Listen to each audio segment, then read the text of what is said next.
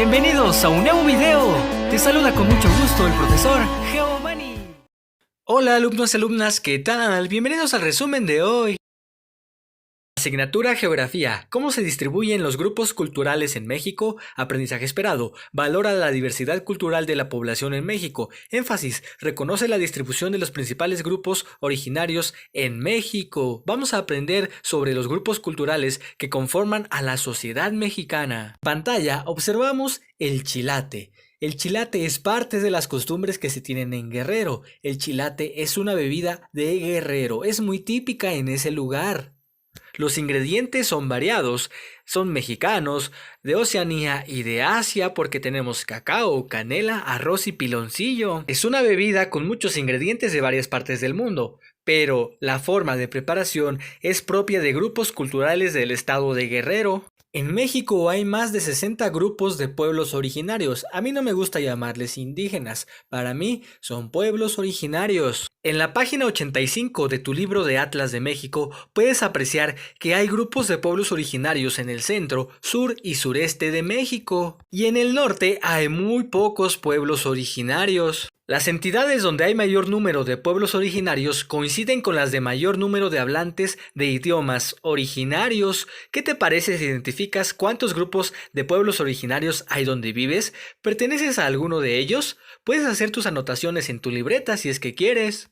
Por ejemplo, en la Ciudad de México, el mapa nos indica la existencia de pueblos nahuas. Además de pueblos originarios, hay afrodescendientes, es decir, personas que tienen raíces africanas que nacieron en México. Las personas procedentes de África llegaban al puerto de Veracruz, Campeche y Acapulco. Desde ahí se distribuían a diferentes regiones de México. En la época del virreinato había gran cantidad de mestizos, también de españoles, de habitantes de pueblos originarios, de afrodescendientes y de asiáticos. Es decir, los mexicanos de la actualidad podemos tener en nuestras venas sangre de alguno de esos grupos culturales y étnicos.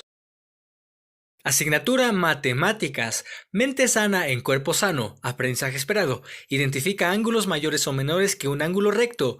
Utiliza el transportador para medir ángulos. Énfasis. Utilizar el transportador para la medición de ángulos agudos y obtusos. Desarrollarás la habilidad para reproducir diferentes ángulos. Alumno y alumna, recuerda que además de aprender matemáticas, es importante que aprendas a cuidar tu salud mediante el ejercicio. Recuerda que un círculo tiene 360 grados, un ángulo perigonal. También hay ángulos de 90 grados, que se llaman ángulos rectos. Dos ángulos son iguales si tienen la misma abertura, sin importar la posición en que se encuentren y sin importar la longitud de sus lados. Dos ángulos son iguales si tienen la misma abertura. En pantalla observas la imagen de una gimnasta. ¿Cómo harías para reproducir la forma exacta de la abertura del ángulo de la gimnasta? Probablemente puedes colocar el transportador sobre la imagen y marcar en él los lados del ángulo que coinciden con las piernas de la gimnasta. Lo que puedes hacer es marcar en el compás los dos puntos que debes unir para formar el ángulo. Una vez que los tengas marcados, lo puedes trazar.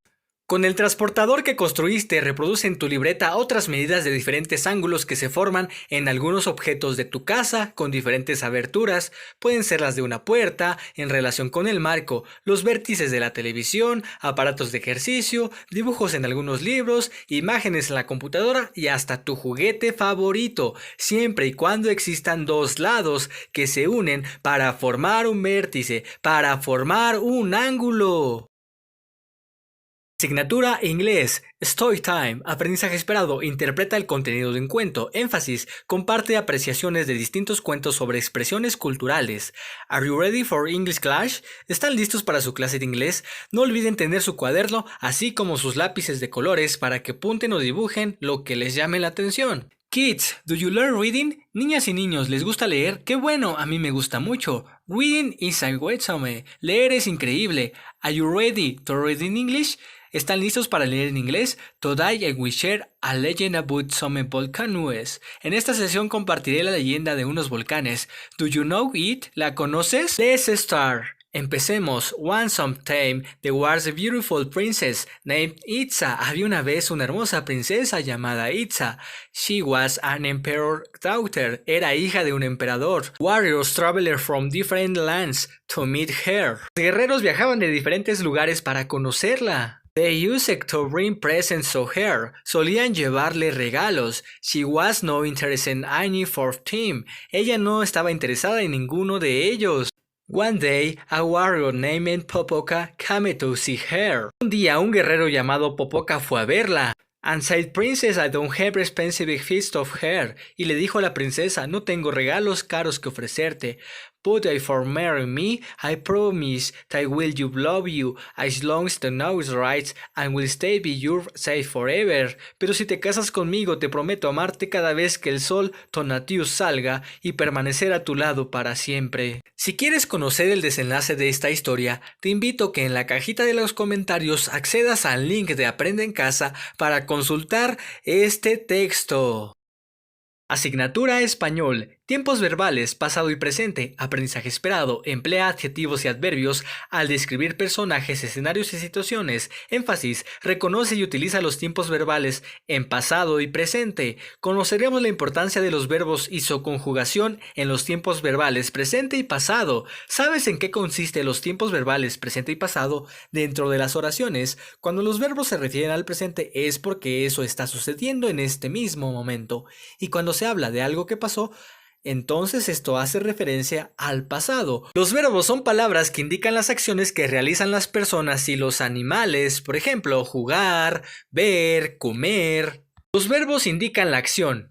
Los gatos duermen mucho. ¿Podrías decir dónde está el verbo en esta oración? Muy fácil. El verbo es duermen. Esta acción está en plural. La acción se está haciendo en ese momento, entonces está en presente. En la mañana, Jorge desayunó un licuado de plátano con leche y un delicioso pan. ¿Cuál es el verbo? Desayunar. Pero esta acción se hizo en la mañana, o sea que está en pasado y está en singular porque solo nos habla de Jorge. El tiempo verbal te ayuda a conocer si las acciones suceden en ese momento o si ya pasaron o si se van a realizar en un futuro. En los tiempos verbales es muy diferente el acento. Recuerda que muchas veces lo que diferencia un tiempo verbal de otro es el lugar donde se encuentra o no colocado el acento. En esta tabla tú puedes escribir algunos verbos en su tiempo presente, pasado. Por ejemplo, el verbo comer. Yo como. En pasado sería yo comí. Tú comes, en pasado sería tú comiste y así sucesivamente. O con el verbo dormir. Yo duermo es en presente y en pasado es yo dormí. Espero este video haya sido de tu agrado. Gracias por tu atención.